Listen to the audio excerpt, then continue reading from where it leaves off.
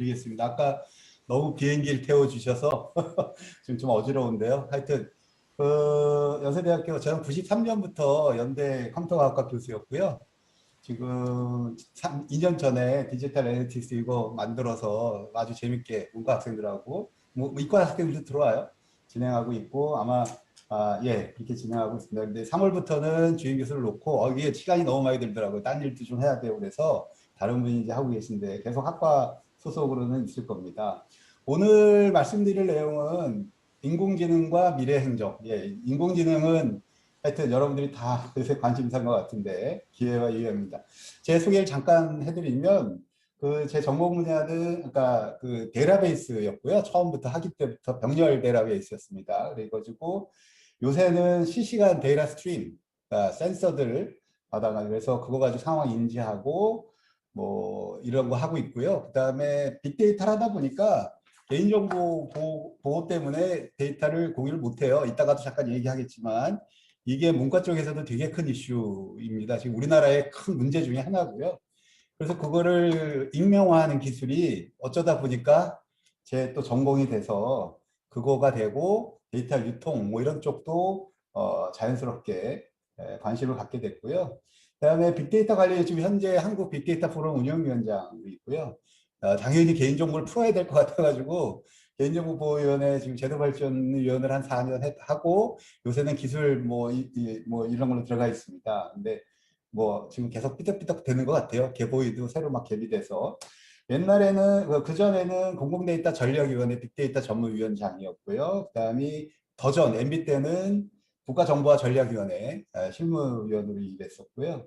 제일 마지막에 제일 자랑스러운데 그 대학생 소프트웨어 동아리 풀시 그거를 지금 한 20년 넘게 연대 전체 소프트웨어 동아리예요. 풀시. 이것도 제가 요새 이번 방학 때 많이 같이 이터레이션이 있고요. 그 다음에 연세대학교 빅데이터 동아리 Y빅타라고 거기 지도교수로 2012년부터 있고요. 그 다음에 전국 빅데이터 동아리 보아스라고 예 그래서 이제 아주 활발하게 요새 막 그 동아리 들어가는 데가 막 7대 뭐 10대 1 막 이렇게 돼요. 이번에 학 10대 1이었다고 그러는데 그만큼 학생들이 지금 관심이 많은 것 같습니다. 자, 요거 아세요? 문 교수님 아실지 모르겠는데 아마 다 아실 것 같아요. 이제 좀 시간이 좀 지났어요. 작년 한 9월, 10월 될 때는 대부분 사람들이 몰랐는데 예, 요거 아시면 예, 그 미래가 밝으신 분이고요. 아직까지 이걸 모른다. 예, 심각하신 분입니다. 예, 심각하신 분이고요. 이게 원래 뜻은 이거잖아요. 운동, 준비 운동하다. 근데 생뚱맞게 이게 돼버렸어요. 예, 그래서 이거가 왜 변해, 이걸 따라가셔야 되는, 이 주류를 따라가셔야 되는, 그게 지금, 아마 그래서 제가 여기 또 불려온 것 같은데, 저는 뭐 법률가한테도 가서 하고요. 뭐 유치원 가서도 발표하고 막 이럽니다. 그러니까 국회 가서도 하고, 그러니까 뭐 저 불러주시는 거에 너무 주저하지 마세요. 저는 여러 분야가 이렇게 변해야 된다고 생각하고 있기 때문에. 자, 그래서 요새 나 때는을 얘기하면 안 됩니다. 제가 지금 나이가 꽤 됐더라고요. 문 교수님도 이제 좀 있으면 되실 것 같긴 한데, 이거에 딱 큰일 납니다. 그래서 이런 꼰대 소리 들어서 저는 오늘 아마 얘기 드릴 거는 나 때는 아니고요.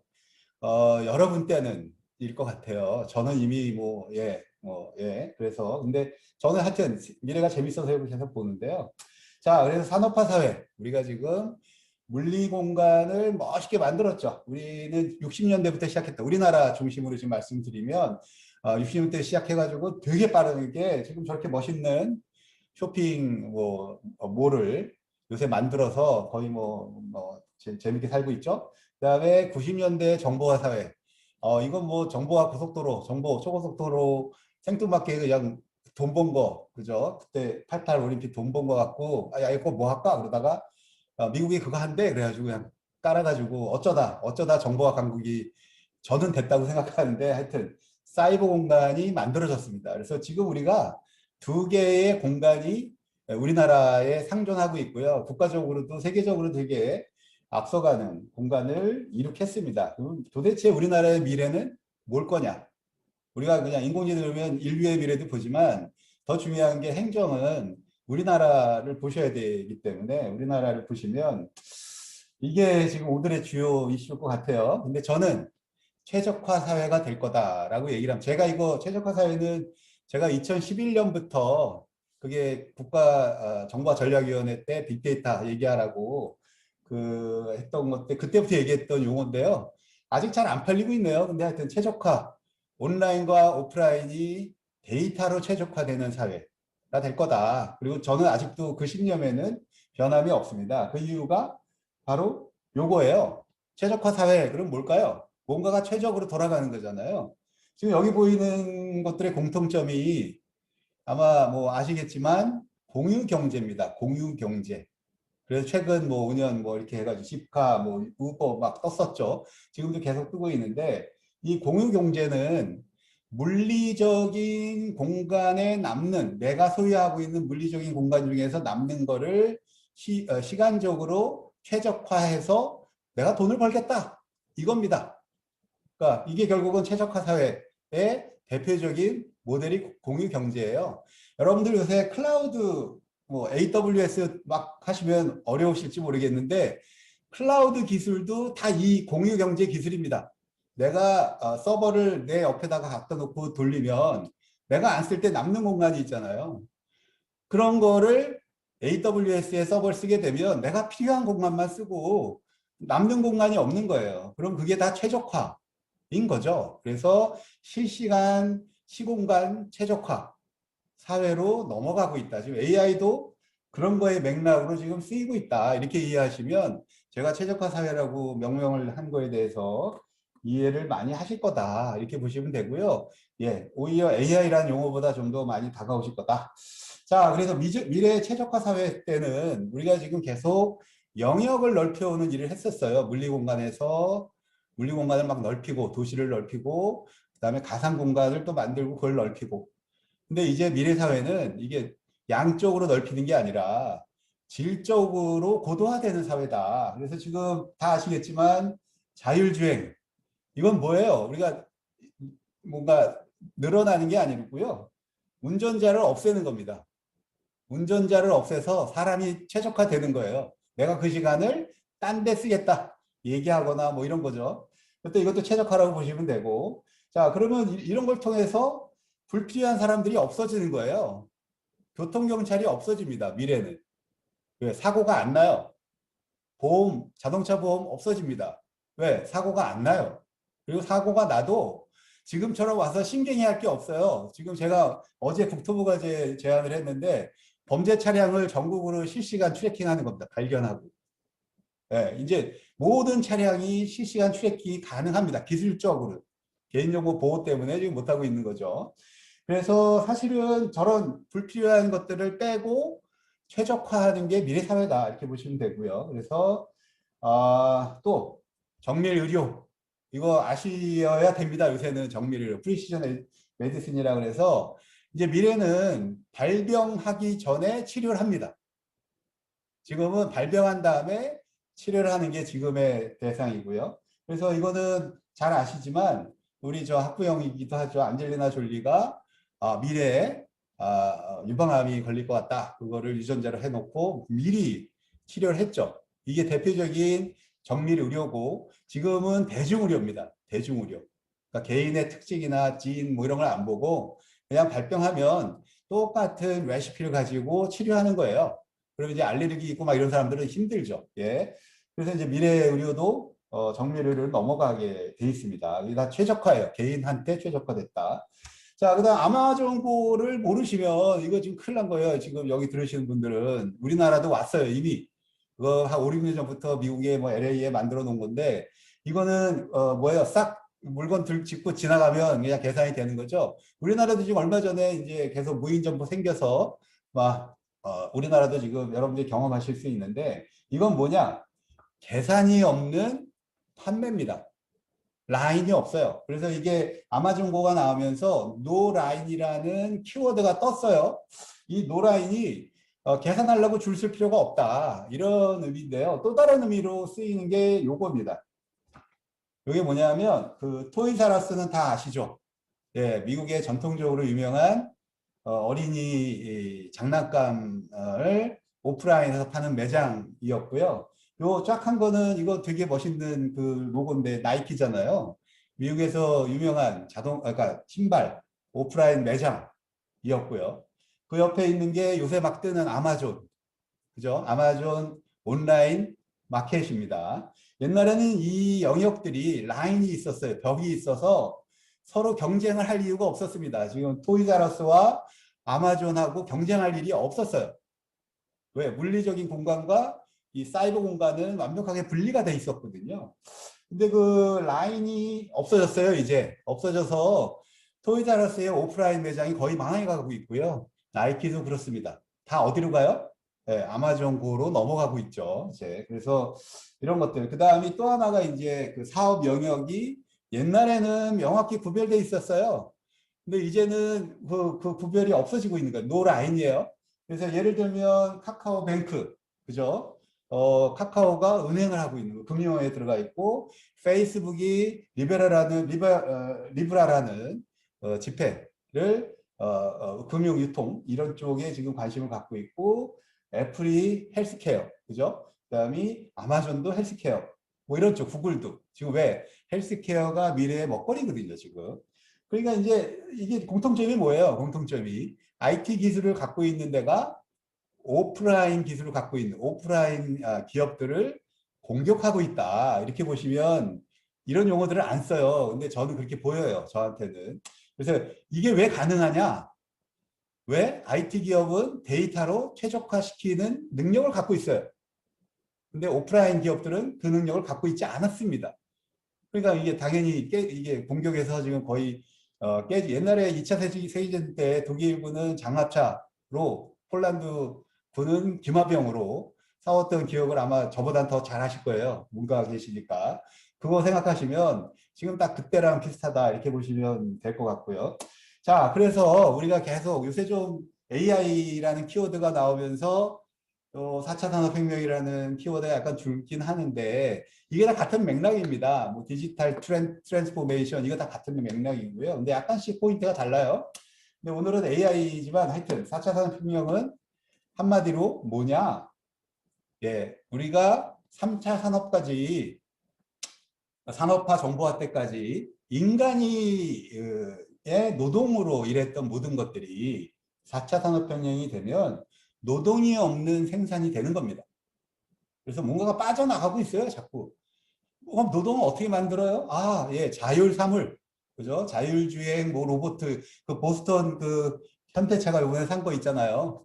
예, 그런 애들, 로봇, 뭐 이런 애들이 모든 것들을 하고, 아마 농사도 이제, 저는 이제 그걸 한 20년에 될 거라고 생각, 뭐, 그런 것들이 우리나라도 올 거라고 생각하는데, 전라남도 평야에 이제 연배들이 많으셔서 지금은, 다들 은퇴하시면 그거를 다 자동으로 농사를 지을 확률이 되게 높습니다. 그래서 노동 없는 사회. 그러다 보니까 기본 소득 이슈가 벌써부터 나오고 있죠. 예, 근데 이제 뭐가 먼저 빠르냐가 지금 요 사회학 하시는 분들이 결정하셔야 돼요. 저는 기술하니까. 근데 좀 빠른 것 같아요. 기본소득 얘기가 사실은 이 자동화된 그 4차 산업혁명 노동 없는 생산이 어느 정도 자리가 잡혀야만 이게 되지 않을까 이런 생각이 드는데 교육도 마찬가지고요. 교육도 지금은 우리는 2차, 3차 산업혁명의 주 역군인 노동자를 키우는 교육 체계가 만들어져 있습니다. 지금. 근데 그거를 안 바꾸고 그대로 그냥 기본소득만 준다? 이거 좀 문제가 있을 것 같아서 걱정이에요. 근데 그래서 저는 지금 여기 발표자리 없는데 정밀 교육이라 그래서 교육 체계가 완전히 바뀌어야 된다고 뭐 얘기하고 있는데 아마 제 이름 치고 정밀 교육 치시면 기사에 나간 것들이 좀 있을 겁니다. 뭐 동의하시면 연락 주시고요. 자, 그래서 이 사람 누구죠? 요새 AI로 골치 아픈 사람이 인간만이 아니에요. 이 닭도 AI 때문에 뭐 난리가 났죠. 살처분 당하고. 근데 그 AI의 용어가 약간 다르지만, 근데 여기를 왜 닭이 나왔냐면, 닭 모가지를 비틀어도 새벽은 옵니다. 지금 제가 여기 말씀드린 모든 것들이 뭐 10년 안, 20년 안, 그래요. 50년. 올 수밖에 없고요. 그 흐름을 안 타는 순간 우리나라는 모멘텀을 잃어서 떨어지게 돼 있어요. 이게 지금 자꾸 제가 걱정하는 거, 이게 모멘텀이라는 게 있잖아요. 기를 받을 때 막 타고 가야지 그게 한번 꺾이면요. 이걸 다시 복구하기가 되게 힘들거든요. 사실은. 인프라적인 요소들이 있어서. 그래서 지금이 되게 중요한 이슈다. 지금이 되게 중요한 포인트다. 그래서 특히 사회학자, 뭐 법하시는 분, 기술자들은 별 문제가 없어요. 이게 재밌으니까 막 갈 거고.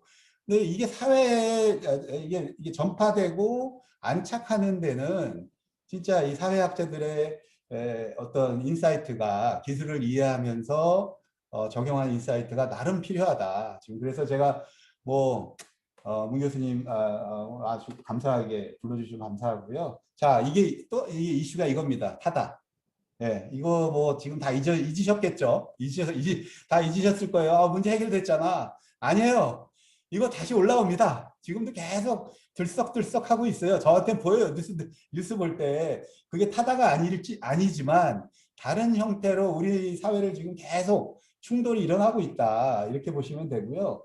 그 당시 이거를 풀었던 큰 논리적, 그 사회적인 논리는 이거였습니다. 서로 상생해라. 네, 어떻게 보면 이게 먹거리잖아요. 이게 제로섬 게임에서 상생해서 이렇게 나눠 가죠.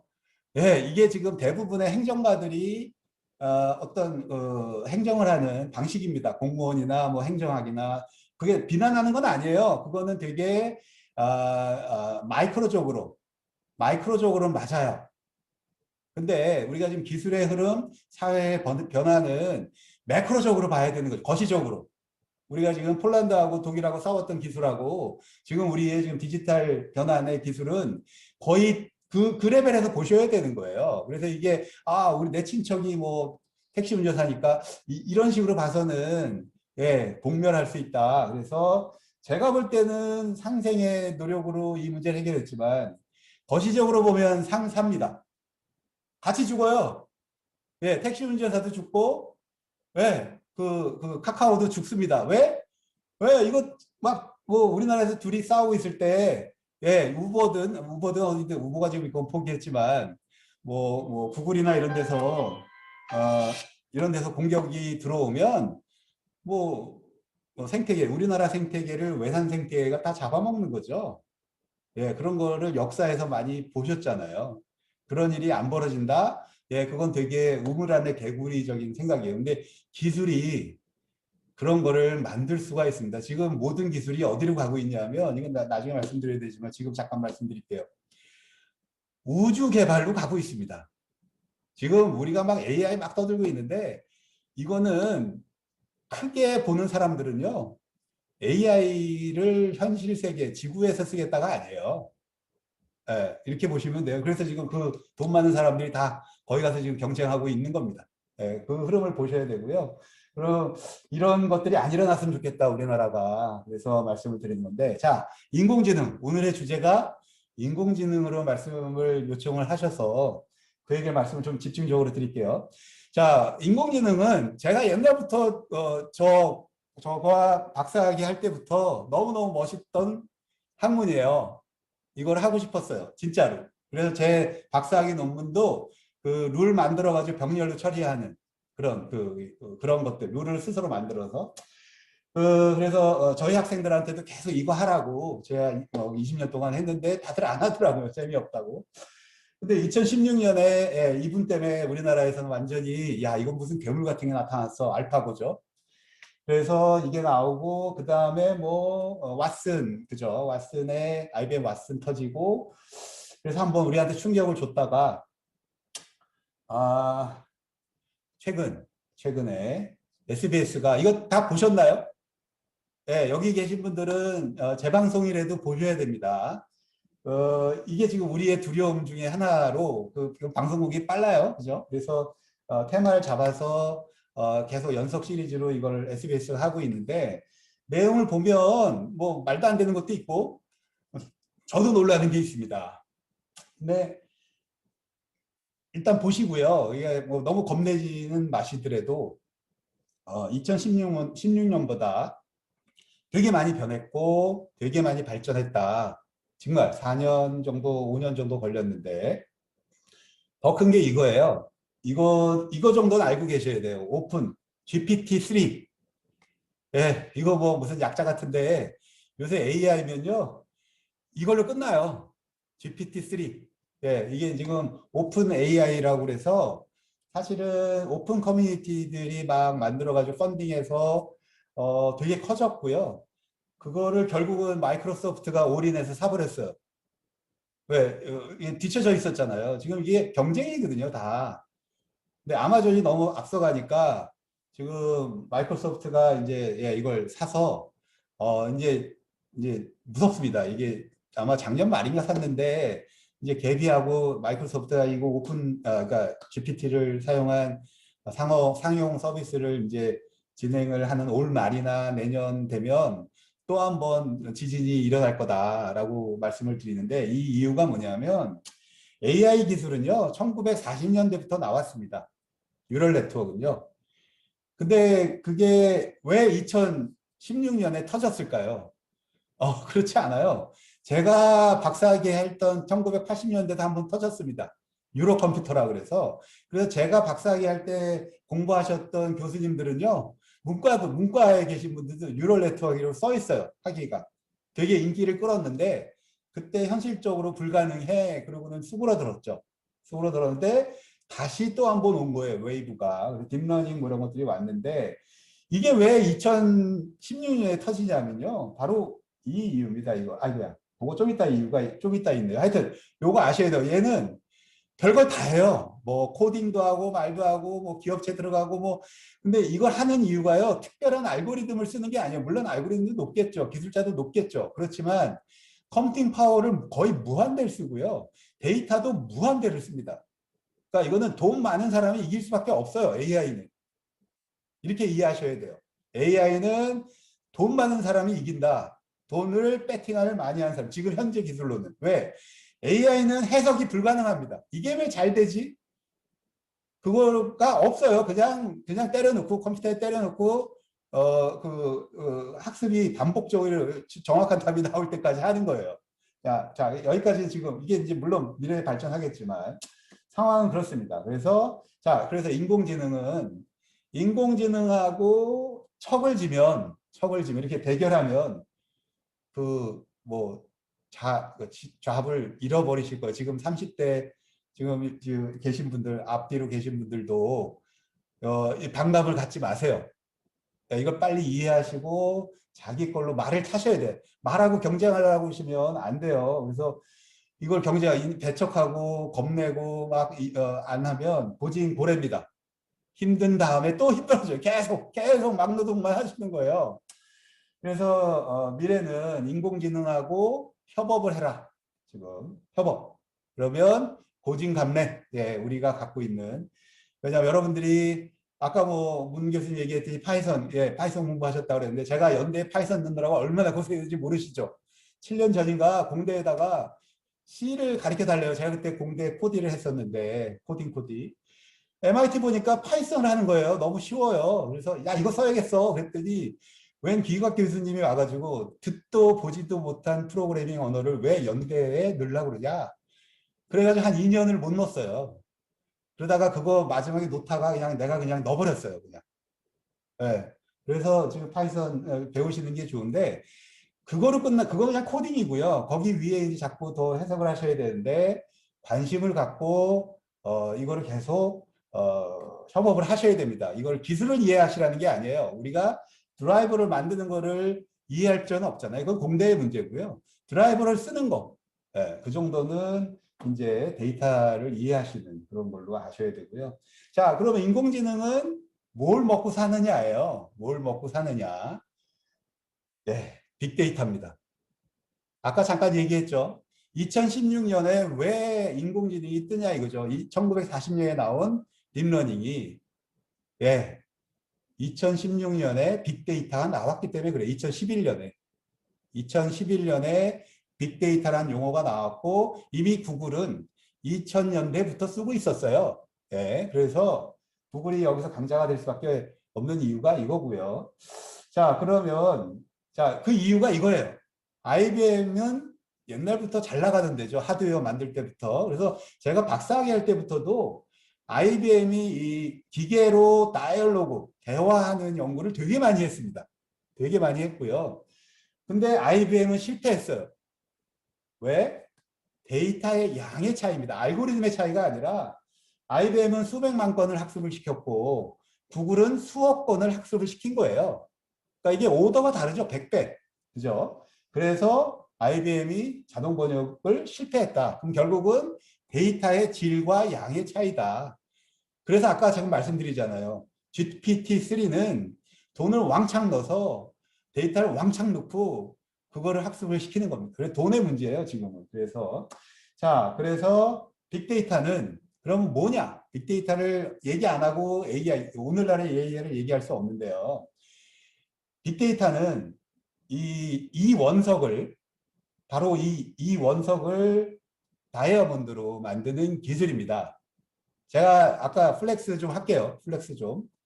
제가 이 원석인데, 그죠? 저한테 오시면 돼요. 제가 다이아몬드로 바꿔가고 있기 때문에 저를. 그래서 그게 근거를 드릴게요. 근거를. 자, 이게 우리나라가 2011년 11월에 빅데이터라는 용어가 뜹니다. 지금 네이버 트렌드를 보면. 근데 사실은 요 빅데이터라는 새 용어는 2011년 2월에 새로 나온 언어예요. 새로 나온 언어, 용어. 그러니까 미국은 2011년 2월에 떴어요. 근데 왜 9개월의 갭이 있느냐? 그 갭은요, 바로 이겁니다. 11월에 국가정보화전략위원회에서 그 당시 대통령한테 자, 우리나라도 빅데이터를 행정에 써야 됩니다를 최초로 보고합니다. 네. 그때 제가 국가정보화전략위원회 실무위원이기 때문에 그때 그 보고서를 제가 다 썼어요. 저랑 애출에 계신 분하고. 그래서 여기 잘 보시면 밑에 제 이름을 빨간 거 쓰는 거 아니니까 그냥 파랗게 이원석이 여기 나오죠. 네, 이제 플렉스 좀 할게요. 네. 이거 지금 들어가셔서 네이버 치시면 기사로 나옵니다. 그대로 퍼온 거예요.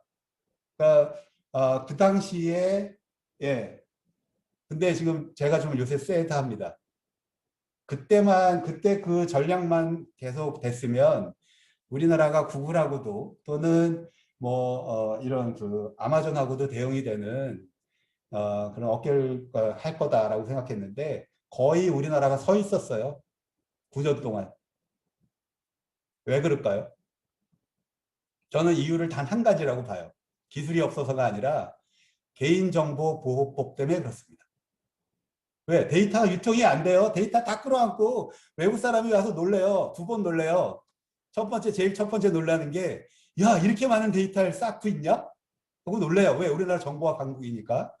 두 번째 놀라는 게 뭐냐면, 그럼에도 불구하고 데이터를 하나도 못 쓰고 있네? 예, 이게 두 번 놀라는 거예요. 지금 이게 우리나라의 현실입니다. 이게 지금 진짜 상사를 할 수 있어요. 데이터 못 써요, 지금. 자, 그래서 이제 미래사회로 넘어가겠습니다. 미래사회는 4차 산업혁명. 이게 저는 미래를 트리거한 트리거건이 스마트폰이라고 정의합니다.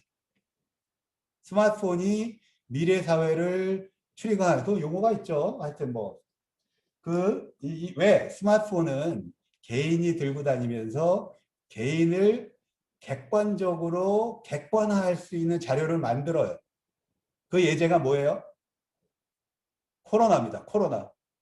여러분들 코로나 할 때 거짓말 하잖아요? 동선 보잖아요. 그게 뭐예요? 바로 이 스마트폰에 남는 데이터가 객관적인 사실이라고 보는 거고, 그게 코로나 때는 뭐 개인을 터는 거지만, 우리가 그동안 행정에서 애매한 영역이기 때문에 개인의 어떤 사정을 객관화해서 볼 수 없었잖아요. 그죠? 근데 이제 그게 가능해진 거예요. 저 스마트폰 때문에. 그 사람이 어떤 사정이었고 그게 사실이었다를 로그로 남으니까. 이게 지금 행정에서 되게 중요한 이슈입니다. 제가 이따가 그걸 계속 얘기할 텐데. 자, 스마트폰이 나오면서 뭐가 됐냐? 개인의 존엄성이 되게 높아졌어요. 진짜로. 우리는 지금 개인을 무시하면 안 되는 세상으로 넘어가고 있습니다. 우리가 이전은 뭐예요? 대중사회였어요. 대중. 3차 산업까지는 개인이 안 보입니다. 우리 저 잘할 때는요. 대를 위해서 소가 희생돼야 되는 게 미덕이었어요. 요새 젊은 애한테 이 얘기 했다가요. 두드려 맞아요. 네. 그러니까 개인을 존중하지 않으면 미래 사회로 갈 수가 없으시고요. 그게 아까 계속 얘기한 나 때는 얘기하시는 분들이 공격받는 포인트 중에 하나입니다. 자, 개인이 중요해지니까 당연히 다양성이 커지는 거예요. 다양성이. 개인 하나하나가 중요하니까. 그러면 다양해지면서 어떤 문제가 생기냐면 비정형화 됩니다. 불확실성이 높아지고 이거는 그대로 행정에 반영이 돼요. 옛날에는 그냥 대중을 위한 행정 룰을 만들면 돼요. 근데 이제는 그게 안 되는 겁니다. 그걸로 안 돼. 그 개인이 다 다양하기 때문에 다양한 룰이 다양화돼야 되고 그다음에 불확실성을 대처할 수 있는 실시간 행정이 필요하게 되는 거죠. 그래서 이게 지금 미래를 얘기하는 세계 키워드다. 당연히 이러니까 데이터가 커지는 거예요. 우리가 데이터가 옛날에 없고 지금이 있고 이게 아니고 옛날에도 똑같이 개인 데이터는 어딘가에 있었어요. 레코드가 안 됐다 뿐이지. 스마트폰이 나오면서 실제로 데이터로 구체화되면서 개인의 로그를 다 처리해야 되니까 이게 통계로는 안 되는 거예요. 그래서 빅데이터가 나오는 거죠. 자, 그래서 시간이 빨리 가네요. 자, 미래사회 한마디로 이겁니다. 나 혼자 산다. 나 혼자 산다. 이거 보세요. 전 봅니다. 예, 이게 어떻게 되는지 젊은 사람들 근데 깜짝깜짝 놀래요. 예, 근데 적응해야 됩니다. 아마 젊은 분, 야, 자, 그다음 더 놀란 거 이분입니다. 지금 미래는 이런 거예요. 옛날에 대중으로 다 살다가 스마트폰 나오면서 나 혼자 살다가 이제는 결혼도 안 해. 필요하면 내가 애 낳고 그냥 나와 내 애끼리만 살 거야. 이게 나쁜 게 아니에요. 이거 나쁘다고 욕하면 꼰대예요.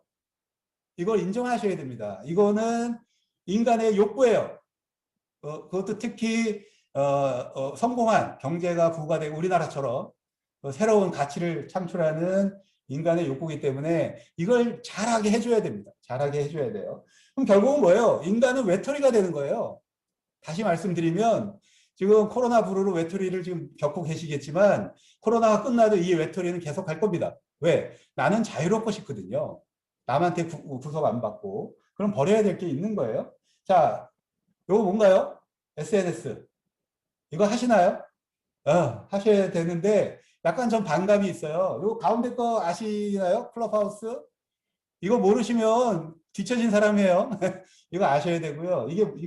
이게 뭐냐면 SNS에서 단점이 뭐냐면 끼리끼리 문화입니다. 끼리끼리 문화. 자기가 듣고 싶은 것만 듣고 듣기 싫은 건 안 들어요. 근데 아마 클럽하우스 되면 더 심화될 겁니다.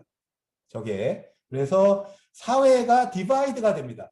옛날에는 정보기술을 쓰는 사람 못 쓰는 사람으로만 크게 디바이드 했는데 이제는 가치관, 뭐 극진이냐 뭐 보수냐 뭐 여러 가지로 그 가치관에 따라서 디바이드가 더 심화될 거고 심지어는 거의 혼자 살 거다. 그냥 나한테 맞는 거. 자, 그러면 이제 겁나는 게 있는 거예요. 이게 뭐냐? 테이, AI 이게 테이라고 그래가지고 마이크로소프트가 했다가 뭐 아시죠? 그 인종차별 때문에 서비스를 내린 거예요. 그 밑에 있는 게 미루다입니다. 이게 우리나라에서 또 제한이 됐죠. 그 뭐 개인정보 보호 어겼다 뭐 이런 것들 때문에. 근데 제일 핫한 게 이거예요. 소피아. 소피아가 한 5년 전에 개발됐다고 나왔는데 얼마 전에 대량 생산한다고 나왔어요. 대량 생산. 대량 생산의 의미가 뭐냐면 이제 여러분들이 반려견 키우시는 분들이 외로워서 또는 잘 따르니까 키우는데 많은 늘어나고 있거든요. 근데 10년, 20년 후에는 이 소피아를 옆에 놓고 살 거예요. 왜? 반려견은 산책시켜줘야 돼, 똥 치워야 되고 밥 먹여줘야 돼. 얘는 그럴 필요가 없잖아요. 대화도 되고. 예. 근데 얘가 말을 나한테 좋은 것만 얘기할 거예요. 그죠? 저를 비난하지 않습니다, 얘는. 그러면 어떻게 되는 거예요? 안 그래도 나 혼자 사는데 나의 동물하는 소피아, 로버트 소피아는 나를 계속 맞춰줘요. 자, 그러면 여러분들이 그 상황에서 행정을 하셔야 되는 겁니다. 우리나라 행정을 상상을 해보세요. 옛날에는 야 대중이 누구야? 그럼 룰 딱 자르고 줄 하나 긋고 이 위는 되고 이 위는 안 돼. 이걸로 아주 편하게 행정을 하셨어요. 아, 미래는 그게 안 될 겁니다. 예, 그래서 이게 지금 미래의 행정에서의 그 도전이에요. 사실은 AI는 다시 보면. 자, 그래서 현재 공공 서비스는 대중 서비스예요. 그냥 구청에 가서 옛날에 오프라인에서 했던 거를 전자정보 한다 그래서 인터넷에서 서비스 하지만 대중의 서비스를 하지 나를 위한 서비스를 해주지 않습니다. 나를 위한 서비스를. 저는 그게 미래는 어떻게 돼야 되냐. 이게 대중행정의 제일 대표적인 예시가 이거예요. 자, 전기료를 제가 납부 안 했어요. 제가 지난 1년 동안 다 한 달 전에 냈어요. 그러면 12개월이니까 12개월, 지난 10년 동안 그러면 12개월 정도를 제가 미리 낸 거 아니에요. 그럼 전기료 미리 낸 거에 대한 이자 어디 갔냐고, 이자. 그거 그냥 정부가 먹잖아요. 그죠? 미리 냈으니까. 근데 요번 달에 내가 상을 치르느라고 한 달 늦게 냈어요. 그랬더니 부가세를 내라는 거야, 나한테. 그죠? 벌금으로. 내가 12개월을 미리 낸 거는 이자는 홀라당 먹어버리고 내가 한 달 정도 늦게 냈다고 이거 분명히 젊은 세대들은 시비를 겁니다. 이거 분명히 걸어요. 이거는 공정하지가 않는 거예요. 정부와 나도 공정해야 돼. 이게 대중행정의 문제인 거예요. 왜? 편하게 하느라고. 근데 기술은 발전했거든요. 이미. 그 당시의 기술이 아니에요. 이미 개인화 기술까지 AI 정보가 왜 못 써요? 써서 할 수 있는 거예요. 빅데이터 써서 할 수 있는 거예요. 그러면 너가 12월 미리 냈으니까 1개월치 내 봐줄게. 이게 타당한 스마트한 따뜻한 행정이다 이거죠. 그게 개인화 행정인 거예요. 개인별로 다를 테니까. 그래서 미래는 이게 지금 보면 요거 보세요. 수비와 투자 지표가 지난달 하락세로 전환했습니다. 잠깐만요. 다시 한번. 특히 소비 위축이 두드러졌습니다. 재난지원금 휴가가 끝나자마자 소비 지표가 곤두박질치는 양상입니다. 문제는 아직 코로나19 재확산의 영향은 지표에 반영되지도 않았다는 겁니다. 자, 이 뉴스를 이게 작년 8월 뉴스인데요. 이 뉴스 보시면 제가 느끼는 게 뭐냐면요. 왜 아직도 통계를 쓰냐예요. 왜 행정에 아직도 통계를 쓰냐예요. 왜? 7월 건데 지금 9월 거거든요. 7월 통계를 가지고 9월에 얘기하고 있어요. 그 제일 대표적인 내가 여기도 못 넣었는데 아파트값. 작년에 막 오르잖아요.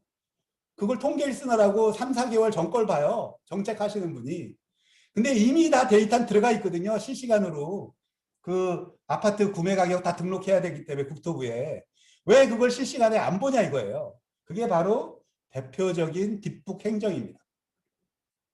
왜 데이터를 안 쓰냐고. 그것도 실시간에. 다 있어요. 우리나라 정부가 강국이고 다 있는데 귀찮아. 우리가 내가 살던 대로 살 거야. 예, 변화를 거부하시는 거죠. 이게 지금 우리나라 행정의 큰 문제 중에 하나인 것 같아요. 그러니까 그게 그분들이 잘못했다가 아니라 이쪽에 관심이 없는 건데 이게 언젠가는 터지게 돼 있어요. 정말로. 그래서 저는 미래에는 정밀 행정으로 가야 된다. 정밀 행정은 개인화 행정이죠. 아까 말씀드린 거예요. 내가 12개월 선납을 했으면 6개월 아니 뭐 반까지는 너한테 가산금 안 물릴게. 그럼 사람마다 다르죠. 국민마다. 그게 공정한 거 아니에요. 그러면 더 리더십이 생기는 거죠. 행정으로서. 그리고 더 큰 거는 요거예요. 밑에 송파 세모녀 잊어버리시지는 않으셨죠. 이와 유사한 사건들이 계속 터지고 있어요. 왜? 차상위 계층이 안 들지만 급하게 갑자기 그 생계가 없어져서 이런 일이 일어나는 이게 복지 사각지대라고 그래서 제가 복지부 갔더니 이걸 풀려고 엄청 하는데 안 돼요. 실시간 데이터 활용을 하면 안 됩니다. 그 옛날 방식으로 풀려고 그러니까 잘 안 되는 거예요. 그래서 이거는 진짜 패러다임을 바꾸지 않는 한 실시간 행정을 왜 다양하고 불확실성을 실시간적으로 계속 보는 거예요. 왜 통계만 자꾸 보는지 난 이해를 못 하겠는 거예요. 왜? 통계는 이제 거시적인 지표지 미시적인 지표가 될 수 없거든요. 그래서 행정의 디지털 전환, 실시간 정밀 행정을 꼭 하셔야 된다. 이게 기술이 멀지 않아요. AI 뭐 복잡한 거 안 써도 됩니다. 실시간만 하셔도 돼요. 제가 범죄 차량을 전국에서 차량 번호만 딱 찍으면 지금 깔려있는 CCTV로 범죄 차량을 5초 안에 찾아내요. 제가 요번에 그 제안을 했어요. 네. 그리고 그 범죄 차량이 가고 있는 걸 다 그것도 100대 200대 다 할 수 있고요. 예를 들면 이거죠. 서울시가 그 노후 경유 차량을 2025년부터 서울에 못 들어오게 해놨어요. 근데 그 기술이 있냐고. 들어오는 거 막을 기술이 있냐고. 다 바리케이트 쳐가지고 물리적으로 막을 거냐 군대 놓고. 그거 안 되잖아요. 그럼 그런 기술로 들어오기 전에 문자로 워닝하고 너 들어왔습니다. 그 다음에 들어온 다음에 문자로 벌금 내리고 이렇게 하면 못 들어오겠죠. 이게 AI, 그러니까 빅데이터 AI를 쓰는 신기술을 행정에 반영을 하면 편하게 살 수 있는 거예요, 사실은. 그래서 그런 것들을 해야 되는데 이게 지금 TF가 없어요, 정부에. 제가 보니까 정말로 싱크탱크도 없고 TF도 없고 그냥 이따가 잠깐 말씀드릴게요, 그 이유를. 자, 그래서 요것도 하나 보여드릴게요. 데이터를 실시간에 다른 서버에 카피를 계속 해주고 서버는 민간의 앱에 연결시켜 주면 누구나 와서 개발할 수 요게 지금 코로나 때 제가 인터뷰했던 얘기인데 마스크가 어디 있는지 몰라. 그죠? 그래가지고 난리 친 적 있잖아요. 어디에 있는지 가서 사고 싶은데 실시간으로 정보를 줘야 되는데 근데 그거를 못 주고 있죠. 이것도 결국은 실시간 행정이 됐으면 이 문제가 풀리는 거죠. K방역 잘했다 뭐 이러는데 사실은 예, 좀 더 잘할 수 있고 우리나라 정보화 강국이었고 좀 더 갔으면 더 잘할 수 있고 지금 저는 불만이에요. 지금 제가 어디 다니는지를 정부가 다 트래킹할 수 있어요. 빅브라더로 다 쓰잖아요. 그거 만족하세요? 저는 그거 불만이거든요. 이따 다시 그건 얘기할게요. 자, 요거예요. 자, 그래서 정부도 하겠다고 그렇게 막 떠드니까 하겠다고 그래서 데이터 3법을 만들어서 작년에 이제 데이터 쓰겠다. 고 만들었는데 이게 제가 볼 땐 좀 문제가 있습니다. 왜냐하면 가명 처리를 해서 쓰겠대요. 그러면 주민번호 말고 이원석한테 유일한 5천만 개를 만들어서 유일한 번호를 주면 그게 가명 식별자거든요. 그렇게 하면 원본을 마음대로 써도 돼요. 지금 저 법은. 나한테 동의 안 받고도 제가 어디 갖고 뭐 했고를 주민번호만 띄어내면 마음대로 쓸 수 있게 해놨어요. 왜? 4차 산업혁명 구글하고 진다 그래가지고 산업계가 막 로비를 해서 저는 그거 반대입니다. 정말로 익명 처리를 해야지 빅브라더가 안 되려면 기술이 있는데 왜 그걸 이렇게까지 하는지는 이해 못하지만 하여튼 데이터가 쓰는 걸 관심을 갖고 있고요. 특히 올해부터는 공무원들도 데이터로 행정을 해야 된다라는 법이 이펙티브 되 요거 제가 만든 법입니다. 이거 만들 때 참여했고요. 그래서 올해부터는 아마 많이 들으실 거예요. 데이터 기반 행정법.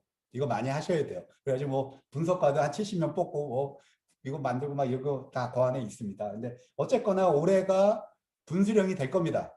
우리나라 행정의 데이터를 쓰는 어떤 시도를.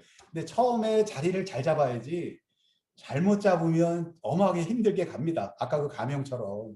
그래서 하여튼 그 부분은 제가 문 교수님이든 뭐 계시면 진짜로 잘 자리 잡게 해주시면 좋겠고요. 그게 바로 요거예요.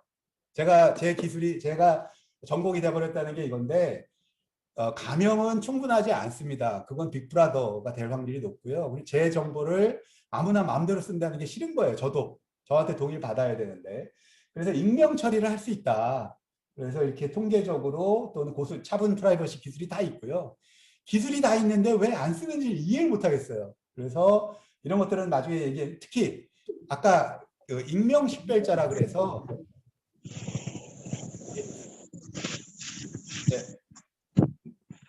익명 식별자라 그래서 지금 제가 제 주민번호로 연대에서 만들면 기억이라는 식별자가 나오고 행안부에서 만들면 A라는 값의 식별자가 나옵니다. 그럼 눈으로 보면 이게 동일인지 몰라요. 지금 보시듯이 여기 보면 주민번호로 이거 일회용으로 식별자를 만들 수 있어요. 그러면 내 것끼리만 결합이 돼요. 이런 기술이 있고요. 심지어는 하나의 식별자를 2명이 공유해서 쓸 수도 있습니다. 우리가 행정할 때요. 그게 홍길동이냐 이원성이냐를 알고 하실 필요가 없어요. 그냥 이런 사람이 일로 가고 있어. 이거면 충분합니다. 행정에서. 범죄자가 아니라면. 그죠? 그래서 익명으로도 충분히 행정에 반영해서 쓸 수 있는데 이거를 모색하지 않고 계세요. 행정하시는 분들이. 그래서 익명 식별자 만드는 방법은 그 노이즈를 랜덤하게 넣어요. 식별자 값에다. 랜덤하게 넣기 때문에 역으로 돌아올 수가 없어요. 재식별이 안 됩니다. 빨리 갈게요. 그래서 익명 결합은 홍길동이 다른 값이지만 결합이 되는 거예요. 이거 얘기하면 다들 매직 같다 그러는데 AI는 믿으면서 이건 안 믿어요. 난 그게 이해가 안 가. 그죠? 외국에서 한 건 믿고 국내에서 얘기한 거는 안 믿어. 난 왜 그런지 몰라요. 우리나라 이렇게 자부심이 없는 거예요. 그죠? 난 이해가 안 가. 옛날 그 못 살던 나라가 아닌데. 자, 하여튼 그건 이제 마무리로 갑니다. 자, 우리가 산업화 사회를 만들었고 정보화 사회를 정보화 초고속도 이게 다 고속도로 만들어서 이거를 이룬 거예요. 그러면 AI 빅데이터 사회도 미래 최적화 사회는 데이터 고속도로 만드셔야 됩니다. 그 공공에도 만들어야 되고 민간에도 만들어야 데이터가 유통이 안 되면 AI는 머리 같은 거고요. 빅데이터는 피 같은 겁니다. 피.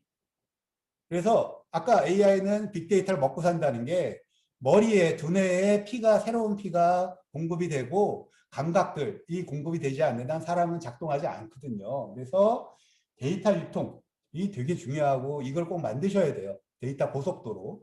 그걸 만드는 방법은 익명화해서 만드셔야 됩니다. 가명해서 만들면요. 뉴스에서 나오는 거죠. 뭐 경찰관이 얼굴 예쁘다고 전화해서 만나자고. 얼마나 기분 나쁘겠어요, 그 개인은. 그런 일들이 일어나게 됩니다. 그래서 안전한 데이터 유통이 필요하다. 이렇게 스캔, 여러 분야 거를.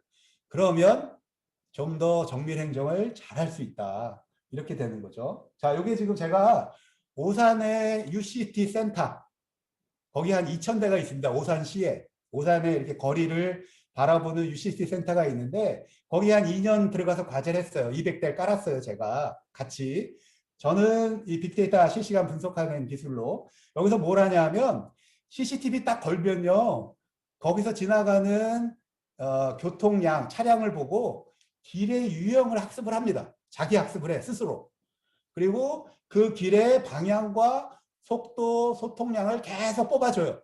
지금 그걸 데모로 보여드릴게. 자, 이게 이런 거예요. 이걸 딱 보고 있으면 차량 몇 대 지나가잖아요. 그러면 길의 쉐이프를 이렇게 알아요. 상향 이쪽 방향을 어느 방향으로 정상으로 가더라. 그 다음부터 비정상 상황을 탐지합니다. 이렇게 지금 다른 데로 오잖아요. 그러면 이렇게 알람이 뜨고 건널목으로 안 건너면 알람 뜨고, 그죠? 그다음에 뭐 이상한 데로 차가 가면 알람 뜨고 이게 다 자동으로 되는 거예요. CCTV 쉐입에 따라서 차 사고 이것도 스스로 인지하고 그러니까 지능형 CCTV라고 그래서 요새 이런 게 거의 다 깔려 있어요. 어디든 지금 진짜 이게 지금 3년 전 기술이니까 교통사고 난 거 그다음에 이제 사람 막 모이고 네, 이상한 그다음에 이게 공원 같은 데 차량이 들어가면 안 되잖아요. 영역 침범 자동으로 찾고 뭐 이거 막 싸우고 이런 것도 이상한 객체 평상시보다 다른 이런 것들. 그래서 요새 이제 기술이 이것도 빠르게 지나가는 걸 잡습니다. 지금 정상 속도가 저건데 하얀 차 요거 빨리 지나가잖아요. 요거 잡아요. 스스로. 그리고 영역 침범 여기 지금 중앙선 넘어갔잖아요. 불법 유턴 이런 거 다 잡아요.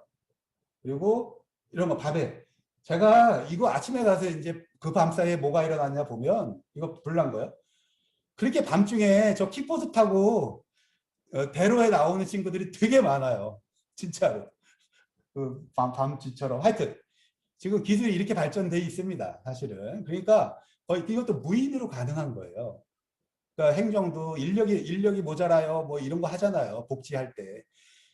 그건 전통적인 방법으로 하려고 그러니까 그런 거고 미래 기술 AI를 잘 쓰시는. 자, 그래서 정밀 행정은 빅데이터와 AI를 새로운 잣대로 효율성과 효과성을 온오프해서 증대시켜서 최적화하는 거고요. 그걸 통해서 뭘 하냐면 최적화 사회를 만들고 고도화시키는 거고 대중과 개인이 소통하고 최적화되는 신뢰와 감동받는 행정을 하셔야 되는 거예요.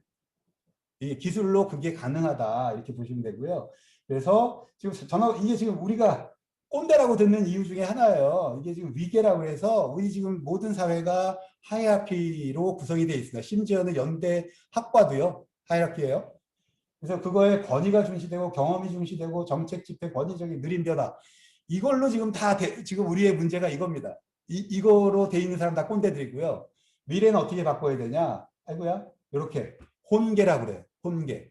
혼계. 그래서 헤테라키 구조를 만드셔야 돼요. 요새 뭐예요?